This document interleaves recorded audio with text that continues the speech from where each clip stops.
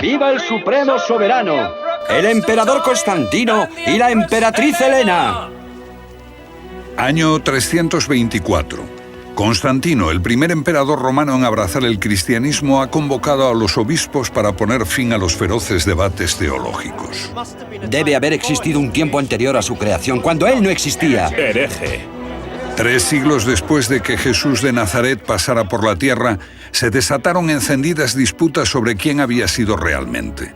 La decisión que impuso el emperador definió al cristianismo posterior hasta nuestros días. Soberano Supremo, hermanos ministros, este es el credo del que nos hemos declarado signatarios por unanimidad. Creemos en un Dios, el Padre Todopoderoso, hacedor de todas las cosas visibles e invisibles, y en un Señor, Jesucristo, el Hijo de Dios, engendrado por el Padre, luz de luz, Dios verdadero de Dios verdadero, engendrado, no creado. Por decreto imperial, Jesús de Nazaret es declarado el único Hijo de Dios. Todas las otras opiniones quedan suprimidas. Los que discrepan son exterminados. Los manuscritos del Mar Muerto hablan de los hijos de Dios en plural. Son los perfectos, la gente que cumple escrupulosamente la ley. ¿Cómo se habría sentido el Jesús histórico de haber sabido que sería llamado el divino Hijo de Dios? Creo que se habría horrorizado por completo. Esta idea no tiene nada que ver con lo que él podría haber representado en la Palestina de la que estamos hablando. Hace 10 años, el historiador Robert Eisenman hizo que salieran a la luz los manuscritos del Mar Muerto. Descubiertos en 1945 por un pastor, estos documentos nos ofrecen una visión única sobre el mundo en que vivió Jesús.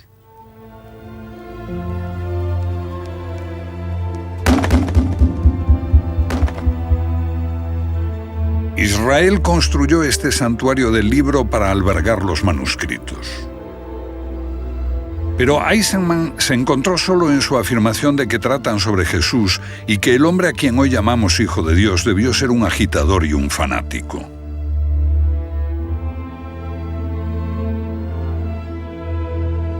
Sin embargo, pocos discutieron las palabras que pronunció al final de un documental que hice sobre los manuscritos.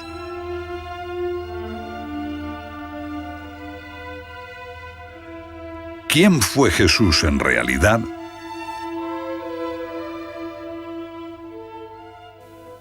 Jesús fue un judío. Nació judío y murió judío. Creo que se asombraría ante la fundación de una iglesia cristiana.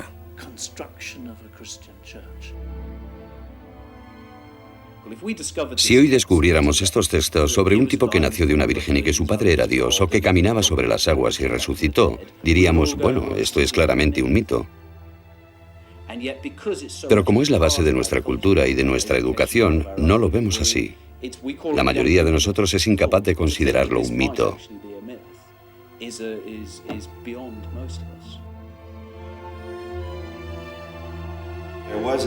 Hubo un hombre de letras y posiblemente un gran devoto cristiano que escribió a principios de siglo lo siguiente: no deberíamos creer más que el Jesús que vivió efectivamente en Palestina tiene algún parecido con el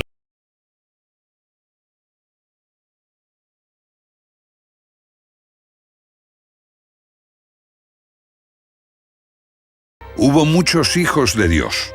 Este término designaba a los judíos piadosos, a los que cumplían escrupulosamente la ley. Lo mismo ocurría entre los paganos.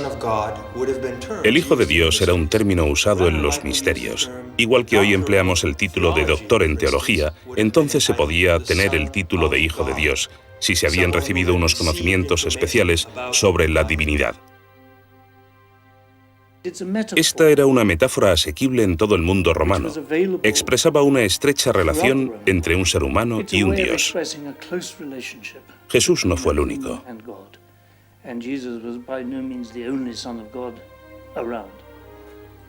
Todos los emperadores afirmaban ser el Hijo de Dios y se atribuían la capacidad de obrar prodigios. Hijo de Dios no era solo un término reservado a los piadosos y a los inteligentes, también se aplicaba a los poderosos. En el antiguo Egipto, el faraón era hijo de Osiris y por tanto un hijo de Dios. Tomemos a Alejandro Magno. Es la persona que unificó a todo el mundo mediterráneo en el imperio griego. Su madre fue una iniciada en el culto de Dionisos. Ella le inculcó la idea de que él era fruto de una inmaculada concepción, nacido de su unión con Dios. ¿Era la Virgen Madre? Seguramente. Julio César es el hijo de la diosa, con un linaje divino como todos los emperadores posteriores. De modo que la idea de ser hijo de Dios era un lugar común en el mundo antiguo. ¿Jesús se llamó a sí mismo alguna vez el Hijo de Dios? Por lo que sabemos, nunca lo hizo. En el Evangelio de Marcos, él se llamaba a sí mismo el Hijo del Hombre.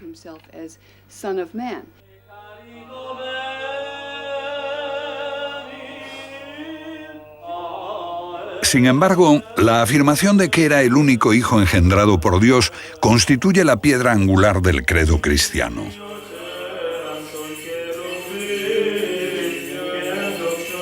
La cristiandad parece haber olvidado el pasado y se atribuye la promesa de la salvación, la vida después de la muerte. Pero realmente la resurrección llegó a la humanidad como una nueva revelación a través de Jesucristo. Sucedió lo contrario. Esa idea debe mucho a los egipcios, que estuvieron siempre muy preocupados por la vida eterna de sus cuerpos. Las pirámides muestran que la religión de los antiguos egipcios creía en la vida después de la muerte.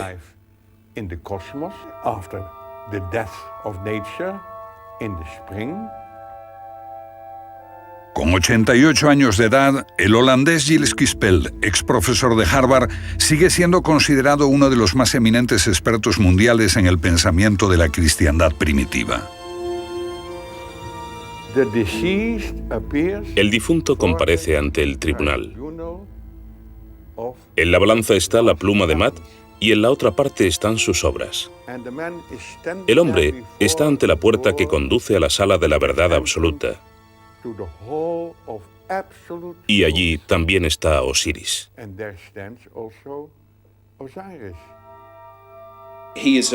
Este es un Dios que viene a la tierra como hombre.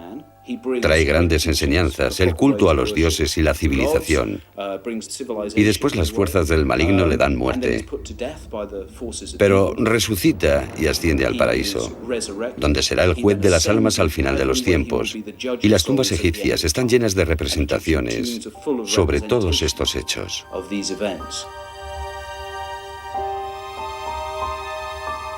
Para el antiguo Egipto, Osiris permanecía como la constelación de Orión, el buen pastor entre las estrellas, las almas en el cielo. Pero esta no es la única imagen mítica que posteriormente recoge la cristiandad. Los escritores Tim Frick y Peter Gandhi han elaborado un amplio estudio sobre el pensamiento antiguo. Es una imagen dura. ¿Por qué la puso en la portada de su libro? Bueno, esta evidencia fue sumamente importante para nosotros. Es un talismán, un amuleto. Es pequeño, del tamaño de mi pulgar. Y muestra lo que usted cree que es Jesús en la cruz. Pero la inscripción griega nos dice que representa la muerte y resurrección del dios hombre Dionisos. Y el descubrimiento de que este dios hombre pagano podía haber encontrado la muerte de la misma forma en que después se dijo que Jesús murió por nosotros. Era una evidencia concluyente de que la historia de Jesús fue tomada de la mitología pagana.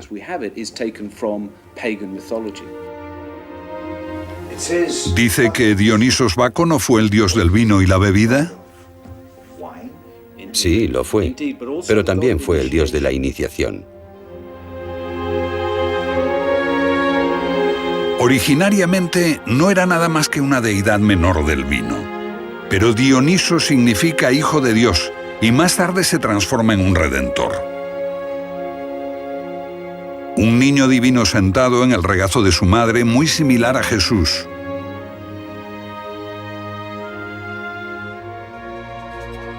Es honrado con pan y vino para conmemorar su sacrificio y muerte en una estaca tosca. Resucita y asciende al paraíso. Esta es la versión griega de Osiris. La historia tradicional dice que Pitágoras recorrió Egipto, estudió en los templos durante 20 años y llevó a Grecia esa enorme sabiduría mística egipcia que se asocia con la idea de Osiris. Pero para introducirla entre los griegos, escogió a Dionisos y lo transformó en una importante figura. La mayoría de las grandes mentes del paganismo, como Platón, Eurípides y Sófocles, eran iniciados de este culto cuyo centro no estaba tan lejos de Atenas. Miles de personas fueron iniciadas en este culto a un dios hombre que muere y resucita.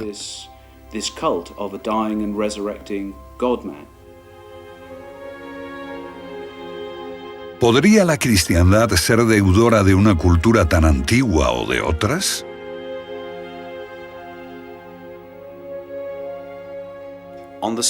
En el sitio donde se erige hoy el Vaticano, hubo antes un templo pagano. Los sacerdotes paganos celebraban ceremonias sagradas que los primeros cristianos encontraron inquietantes, por eso decidieron borrar de ellas toda evidencia. ¿Cómo eran esos terribles ritos? ¿Horrendos sacrificios, tal vez? ¿O quizás orgías obscenas? Eso es lo que nos han llevado a creer, pero la verdad es más extraña. Eso es lo que nos han llevado a creer, pero la verdad es más extraña. En este antiguo santuario pagano los feligreses glorificaban a un Redentor, Mitra, igual que Jesús. Este nació un 25 de diciembre de una virgen, era el Hijo de Dios, ascendió al cielo y prometió volver al final de los tiempos para juzgar a los vivos y a los muertos. Aquí los sacerdotes paganos celebraban una simbólica comida con pan y vino en honor de su Redentor, la sangre de Cristo, que dijo a sus seguidores: aquel que no beba de mi sangre no conocerá la salvación. Igual que Osiris en Egipto, Mitra, una deidad de origen persa, permaneció en el cielo como Orión frente a Tauro. Su culto se convirtió en el principal competidor del cristianismo en el mundo antiguo. Un famoso especialista dijo que si la cristiandad no hubiera triunfado, el mundo entero habría sido mitraísta. He aquí una deidad que es un salvador íntimo y es el Hijo de Dios y de una mortal. También es el Dios encarnado, que trae sabiduría y una nueva religión que desafía la vieja autoridad, como hacen siempre los místicos. Un Dios que hace milagros, transforma el agua en vino en una boda, muere en Pascua, resucita a los 3 días y asciende al cielo. Tenemos bellas inscripciones que dicen: si compartes la sangre y el cuerpo del Dios hombre, tú también resucitarás. De modo que los motivos que asociamos con la historia de Jesús existían ya en la historia de Osiris Dionisos. ¿Cómo se explican esas similitudes los primeros escritores cristianos? Bueno, hay 2 enfoques. Los primeros literalistas cristianos lo explican como una imitación diabólica, un plagio por anticipado. Es la idea según la cual, de alguna manera, el diablo adoptó estas ideas porque sabía lo que iba a suceder y elaboró los mitos para confundir las mentes de la gente, para que cuando estos hechos ocurrieran con Jesús nadie los creyera. Eso es lo que dicen los literalistas cristianos, pero esos cristianos no los encontramos hasta el siglo II.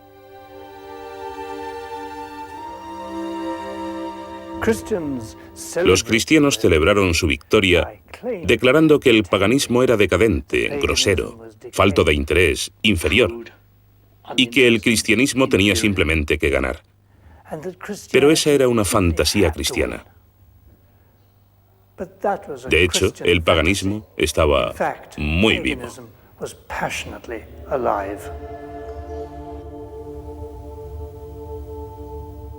¿Qué significa pagano? Fue acuñado por los cristianos como un término insultante. Significa habitante del campo. Esto sugiere que esa gente que había construido pirámides, que nos dejó las obras de Eurípides, Sófocles y Platón, eran gente de campo primitiva y supersticiosa. ¿Qué transformó su opinión sobre el paganismo? Creo que fue estudiar la espiritualidad pagana y descubrir una rica filosofía espiritual. Es allí donde tiene sus raíces lo mejor de lo que consideramos cultura occidental. Esa forma de espiritualidad no fue para nada la primitiva adoración de un ídolo. Era increíblemente refinada. Catacumbas. Las imágenes parecen del cristianismo primitivo, pero este buen pastor es el Dios redentor Atis. El mensaje cristiano parece revolucionario. Amar a tus enemigos. Está alejado de las enseñanzas judías del ojo por ojo y diente por diente.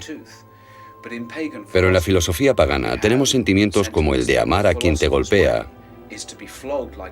o ser un hermano y un padre de toda la humanidad.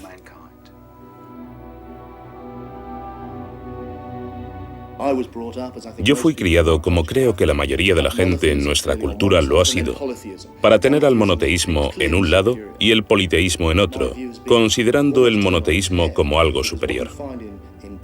Cambié de opinión, porque lo que uno encuentra en el politeísmo pagano es que tiene como centro la idea de unidad. Hay un Dios único o una unidad que está incluso más allá de la idea de Dios.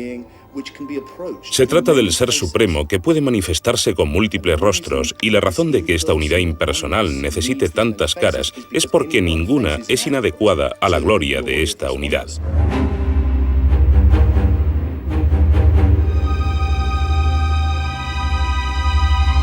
Veamos un ejemplo. India, tierra de miles de dioses y diosas.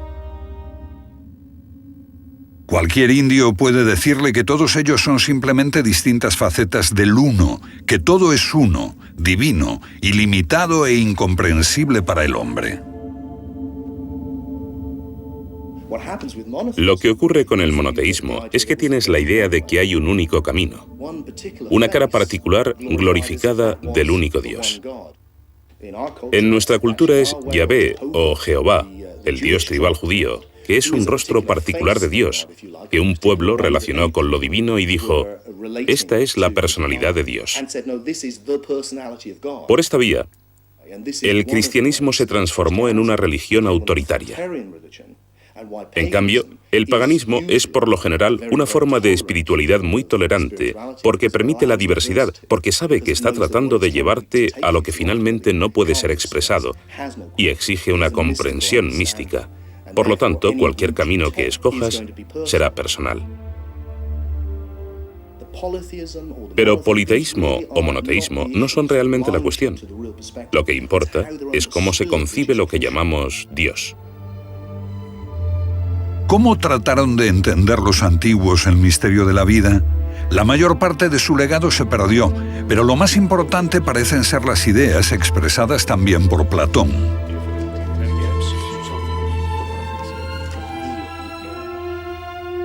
El hombre, dijo Platón, es como alguien en una caverna atado, incapaz de ver algo más que lo que está delante de sus ojos, vagas sombras en la pared.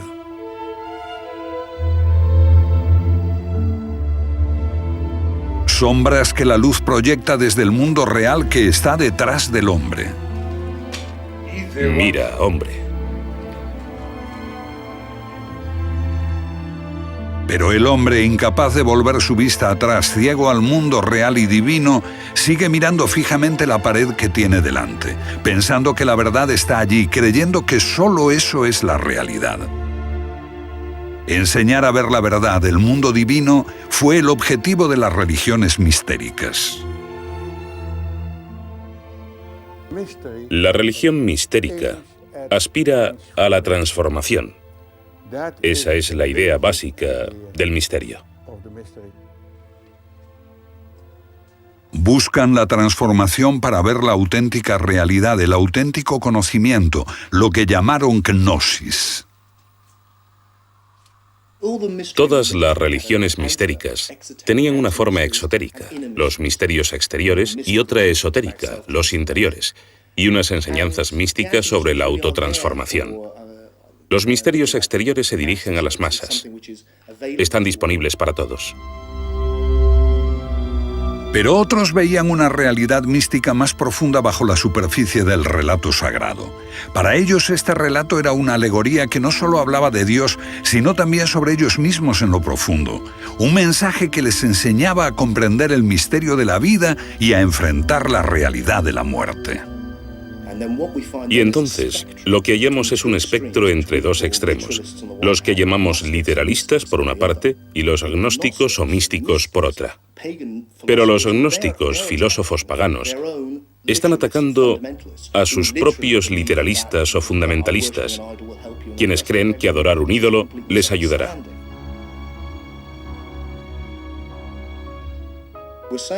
Estamos diciendo que hay una comprensión mística esencial del milagro y del misterio de la vida, y el lenguaje en que se expresa varía. Ahora bien, uno de los caminos por los que esto se expresa, y la clave para entender el cristianismo, es el mito del Hijo de Dios. Esto nos retrotrae a los antiguos egipcios, a Osiris o a figuras como Dionisos en Grecia, Atis, Adonis y Mitra, y así sucesivamente, muchas figuras diferentes. Este mismo proceso continuó hasta el siglo I, cuando algunos judíos hicieron exactamente lo mismo y adoptaron una figura mítica, el Mesías, Joshua o Jesús, y lo transformaron a sí mismo en este Dios hombre que muere y resucita. Para sus compañeros, Jesús de Nazaret era un hombre que enseñaba verdades profundas. Eran gnósticos, místicos que concebían su vida y su muerte dentro de un entramado gnóstico. Se convirtió Jesús en su símbolo para dar un mensaje en una verdad interior. Una figura dentro de una alegoría mediante la cual uno puede ser transformado por la iniciación y al final alcanzar la gnosis o conocimiento, ese estado místico de la iluminación.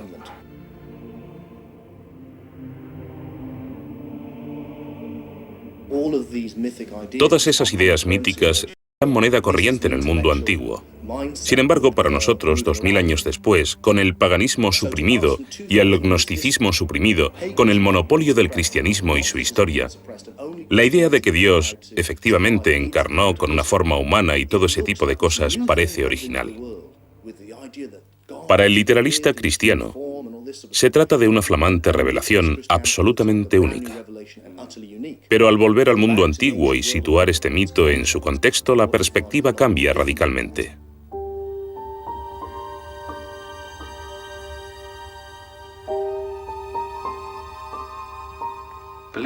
La creencia en la historia de Jesús fue originalmente solo el primer paso en la espiritualidad cristiana, el misterio externo. Su significado tenía que ser explicado por un maestro iluminado cuando los alumnos alcanzaban la madurez espiritual. Un conocimiento místico de Dios más allá del simple dogma. Aunque hay muchos grandes místicos cristianos en siglos posteriores que han sido capaces de ver intuitivamente a través de este nivel simbólico más profundo, como cultura hemos conservado solo los misterios exteriores. Me parece que hemos conservado la forma, pero perdimos el significado.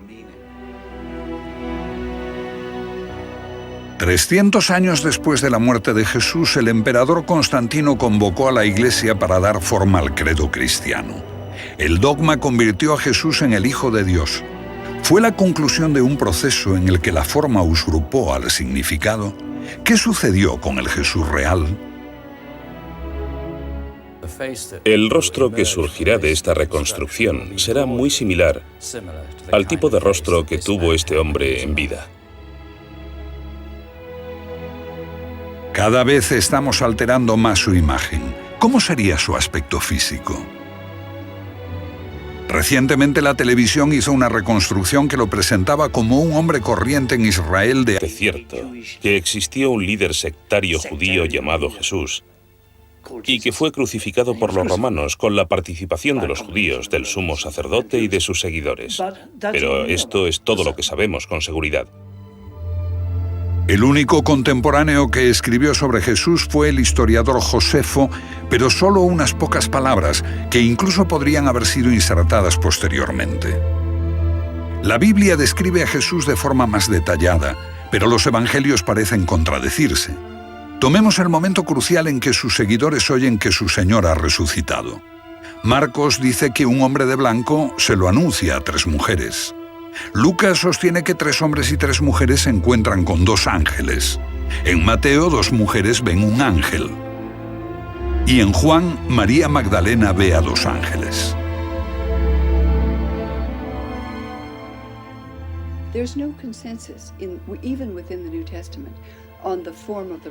No hay consenso sobre la resurrección en el Nuevo Testamento. A finales del siglo II se decía que tenías que creer no solo que Jesús estaba vivo, sino que efectivamente se produjo una resurrección física. Y ese requisito se conservó en el credo, pero no fue parte del movimiento cristiano original.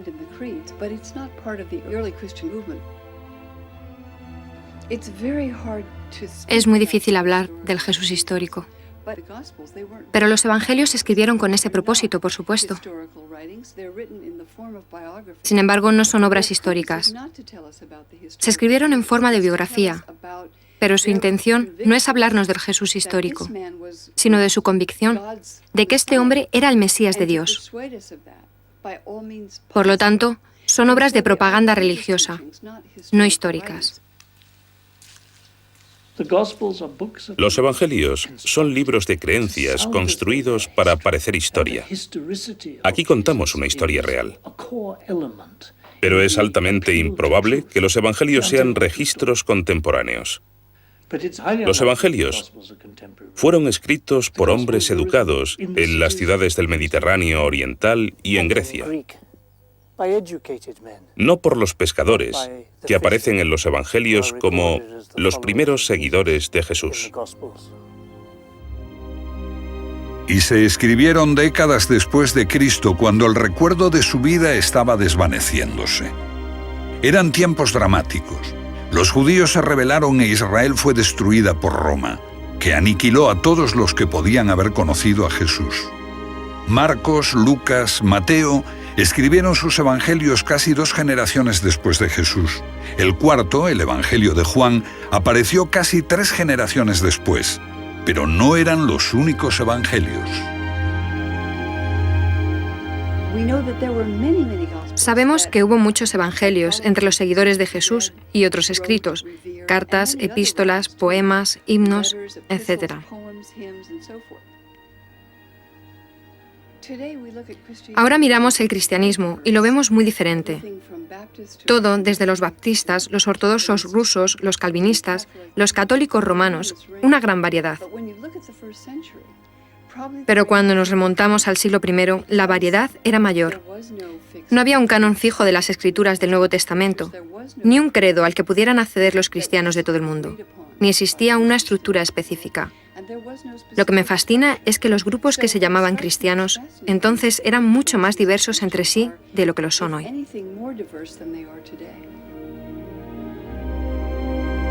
Jesús, sus compañeros y primeros seguidores eran judíos, cristianos judaicos. Lo que pensaban esos cristianos originarios, los más próximos a sus enseñanzas, ha sido ocultado durante siglos. Pero ahora han salido a la luz antiguos documentos que revelan sus creencias. Gilles Quispel jugó un importante papel al darlos a conocer a la ciencia. Lo que revelan es asombroso. Los cristianos judaicos silenciaron el valor de salvación del sacrificio de Cristo.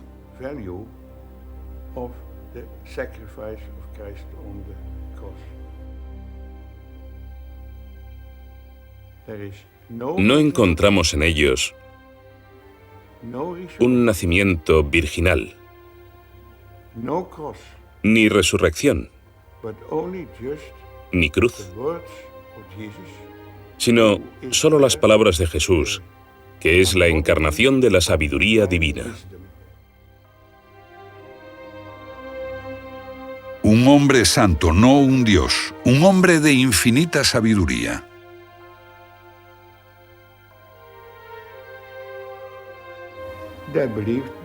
Creían que Jesús era un instructor iluminado y un iluminador.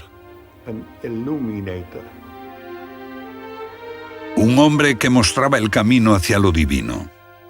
Sus primeros seguidores parecen adherirse a una religión totalmente distinta. Los conceptos básicos de la cristiandad posterior les eran extraños. Solo mucho después vinieron los tiempos en que Jesucristo fue proclamado el Hijo unigénito de Dios y surgieron ideas y ritos que hubieran provocado asombro en Jesús y los suyos.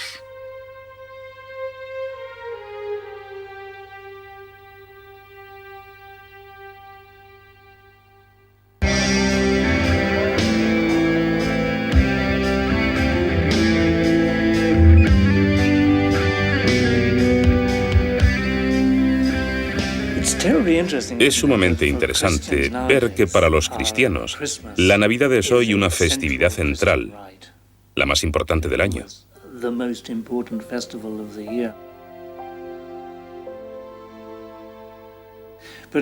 Pero no sabíamos que los primeros cristianos no celebraron la Navidad como el nacimiento de Cristo, sino hasta el siglo IV.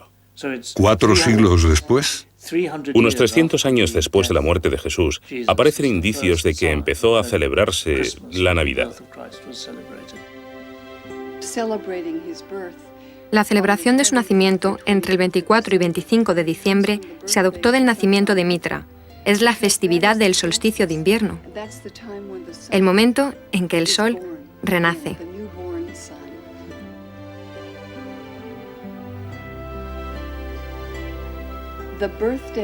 El nacimiento del dios Sol Invictus, celebrado por los romanos, fue adoptado por los cristianos como el nacimiento de Jesús.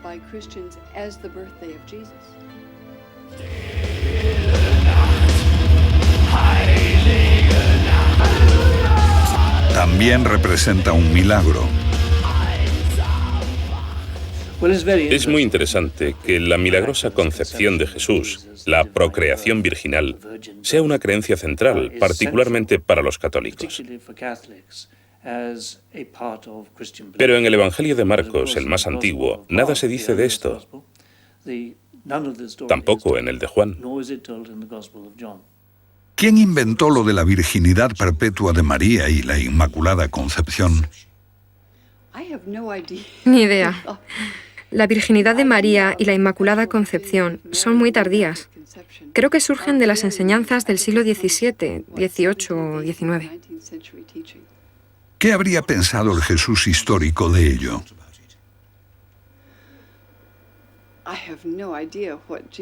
No sé lo que habría pensado de la virginidad de María. Está muy fuera de lugar en el mundo de la vida rural judía.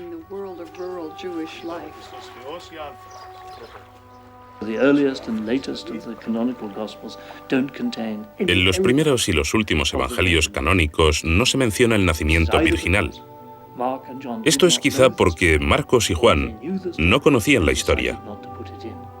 Creo que puede demostrarse que son inserciones posteriores en el relato cristiano.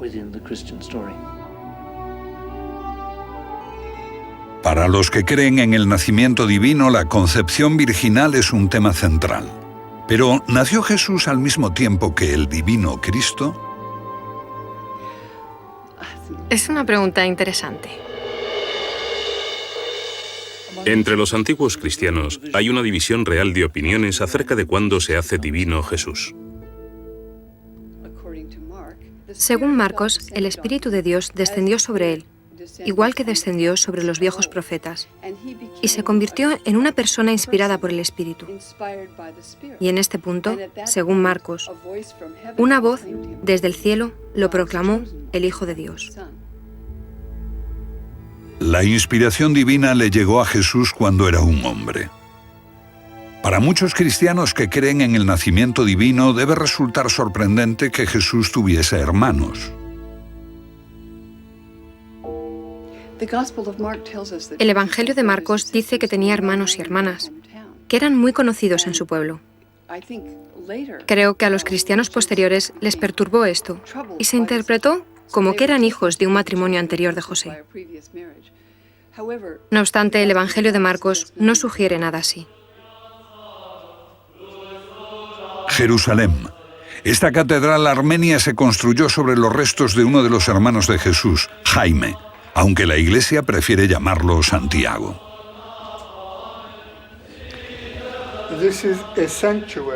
Esto es un santuario en el nombre de San Santiago, el hermano del Señor. que era primo de Jesús por parte de José y que fue el primer obispo de Jerusalén. Sus restos están bajo el altar mayor. Recientemente salió a la luz este pequeño féretro de arenisca que dice: Santiago, hijo de José, hermano de Jesús. Por su hermano conocemos algo crucial de Jesús, porque Santiago fue una figura clave en la Jerusalén de la época.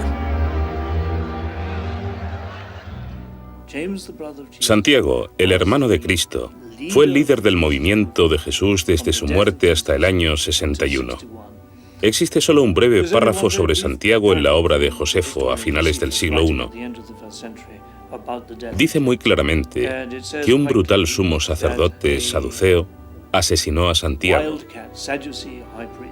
y que fue destituido de su puesto de sumo sacerdote por la oposición de la mayoría de los sacerdotes y por los fariseos, que eran amigos de Santiago, hermano de Jesús.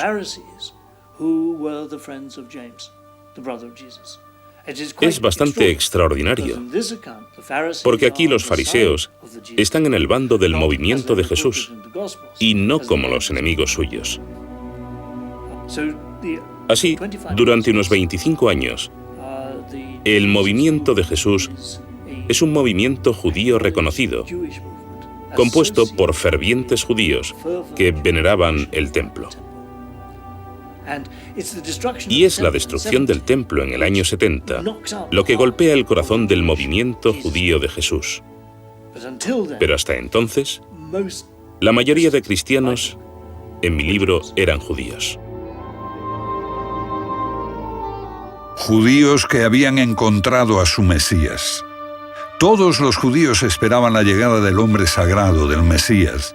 Dios les ayudaría a liberar al pueblo de Israel de la opresión extranjera. Pero Jesús era un Mesías distinto. Él enseñaba que la salvación hay que buscarla dentro de uno mismo.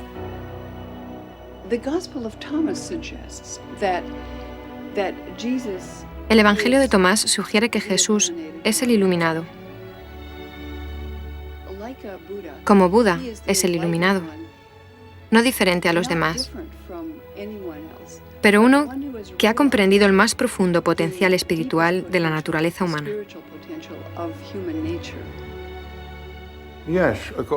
Sí, según los cristianos judíos, sí. Pero si dice usted que se parece a la iluminación de Buda, yo diría que lleva razón.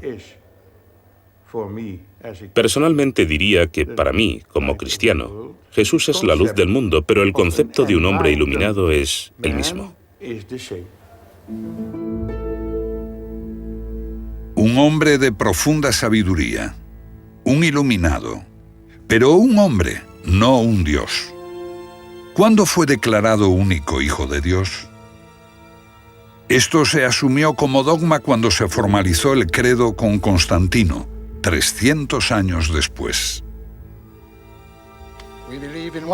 Creemos en un Señor Jesucristo, Hijo de Dios, engendrado por el Padre, Dios de Dios, luz de luz, Dios verdadero del Dios verdadero, engendrado, no creado.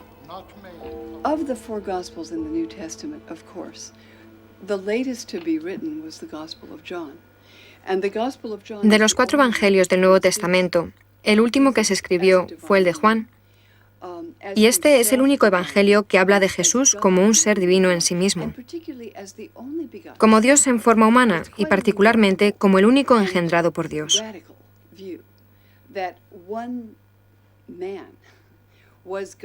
Es una visión bastante radical sostener que un hombre era Dios encarnado. Y es alarmante que ese insólito evangelio, del cual no encuentro menciones entre los cristianos ortodoxos antes del año 160, más o menos se transformase en la lente a través de la cual los cristianos leen más tarde todos los evangelios. Muchos cristianos pensarán hoy que el cristianismo dice que Jesús es el Hijo de Dios, pero eso no es lo que se encuentra en Mateo, Marcos o Lucas.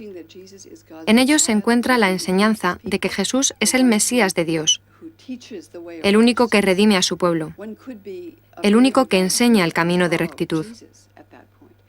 Uno podía ser un judío muy devoto y seguir a Jesús en ese punto, pero con el Evangelio de Juan, con la afirmación de que es el Hijo de Dios, y más que eso, su único Hijo, cambia la comprensión del mensaje de forma total. Un creciente debate sobre la naturaleza de Jesús, si era un hombre o un Dios, transforma el cristianismo primitivo a medida que el movimiento crece. El énfasis se pone en el mensajero más que en el mensaje. Eso cambió al cristianismo más profundamente que el hombre considerado como el gran creador de la desunión, San Pablo.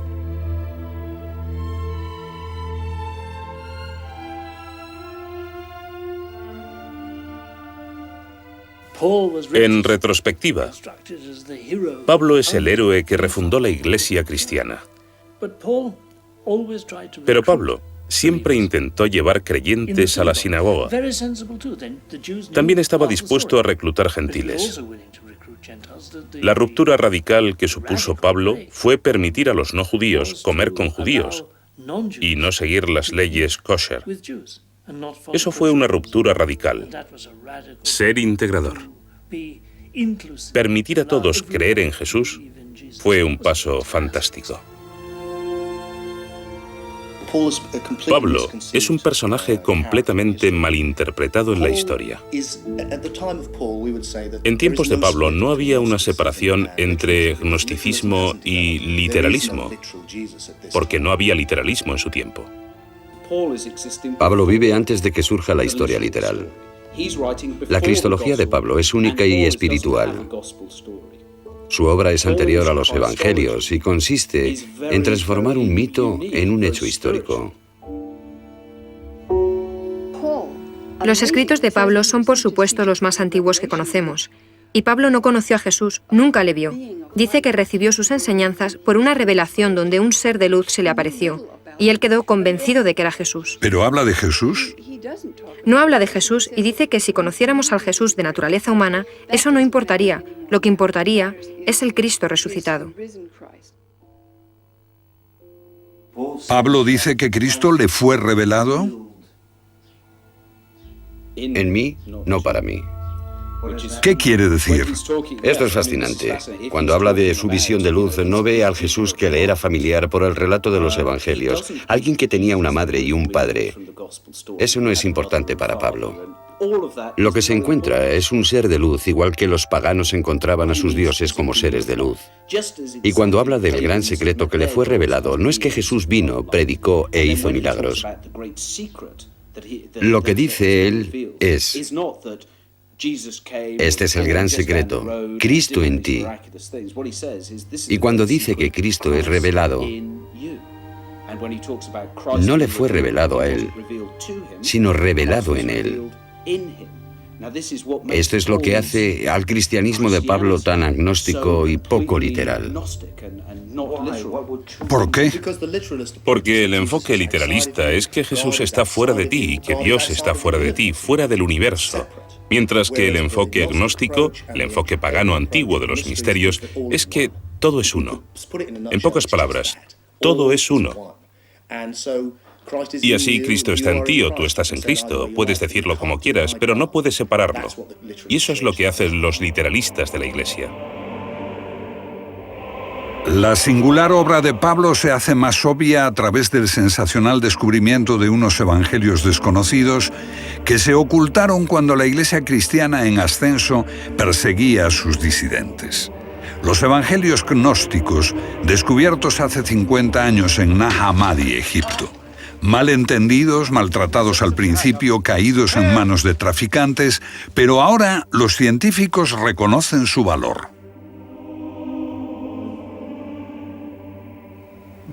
Los libros de Nag Hammadi son más importantes que los manuscritos del Mar Muerto, porque presentan un nuevo enfoque de la historia cristiana, de Jesús y de Dios.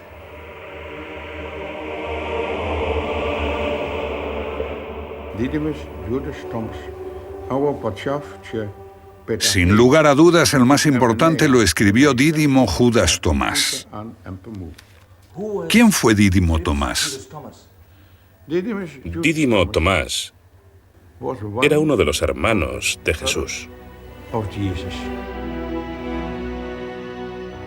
Una tradición posterior de la Iglesia hace de Tomás el apóstol que no pudo creer que Jesús después de morir hubiese resucitado con un cuerpo físico.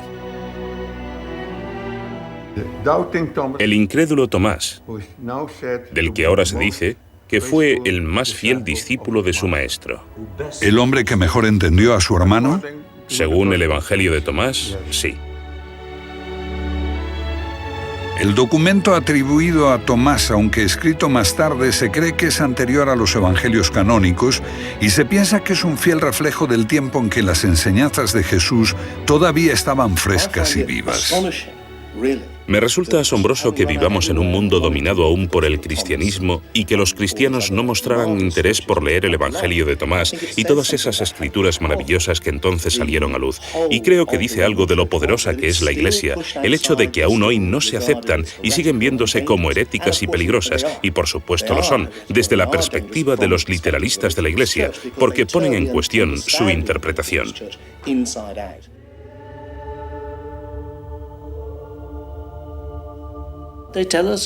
Nos hablan de una variedad de formas en que la gente creía que se podía hallar la salvación. Por la contemplación, por expansión de la chispa divina que llevamos dentro de nosotros, comunicarse con Dios buscándolo dentro de uno mismo, una búsqueda individual de lo divino, sin la ayuda de sacerdotes u obispos. Suena atractivo. El gnosticismo es muy atractivo. Creo que especialmente lo es para la mente moderna, porque promueve una religión para el individuo, no para una iglesia. Y esto es lo que el hombre ha venido buscando y deseando siempre. Hallar a la divinidad por sí mismo. Pero esto es una gran simplificación, porque se trata de algo sumamente complejo.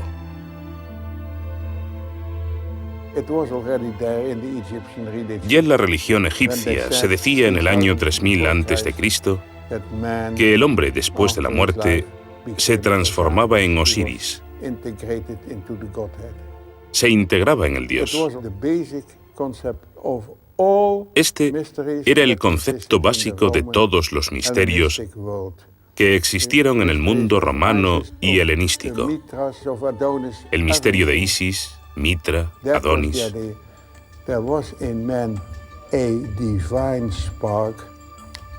La idea era esta. Hay en el hombre una chispa divina de la que es inconsciente y hay que despertarla mediante una iniciación que conduce a la transformación. ¿Cómo se perdió esa idea? Bueno, es muy simple. Los católicos tenían un bulldozer y los rabinos tenían un bulldozer también. Y esto resume en pocas palabras toda la historia del cristianismo y del judaísmo.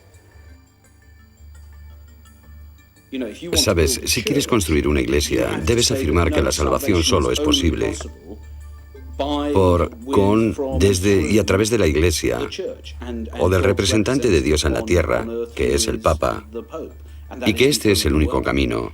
Mientras que los gnósticos afirman que te concierne a ti, que puedes hacerlo ahora, aquí, y no necesitas al obispo ni a nadie. Si quieres saber qué es en verdad el cristianismo y qué es el paganismo, descubrirás que es un viaje de autoconocimiento. Y lo que están buscando es la parte de uno que no puede morir. No es que se te vaya a dar algo que no tienes, es descubrir que ya eres inmortal. Porque tu esencia no es el cuerpo. Nos confundimos a nosotros mismos con estos cuerpos individuales con todos los problemas que conllevan. Y toda la historia es que necesitamos morir para la identidad del cuerpo, que es el centro de la cuestión, y que necesitamos resucitar a nuestra auténtica identidad, que es el Hijo de Dios, el Cristo, el Osiris Dionisios. ¿En qué sentido somos todos hijos de Dios? Somos todos hijos de Dios y nos damos cuenta de nuestra auténtica identidad. Entonces, en ese sentido, el mito total, el relato de la crucifixión y la resurrección, ¿es un modelo para todos y cada uno de nosotros? Un modelo, sí, exactamente. Un modelo que consigues encarnar mediante la iniciación. Para los gnósticos, su búsqueda de la totalidad era una continuación de la búsqueda pagana. Conócete a ti mismo, decía el oráculo de Delfos. Esa fue la búsqueda de Platón, de Sócrates, y los gnósticos continuaron la búsqueda. Y era difícil. Había que pasar por la experiencia, no había forma de evitarlo. Pero una vez que has entrado en una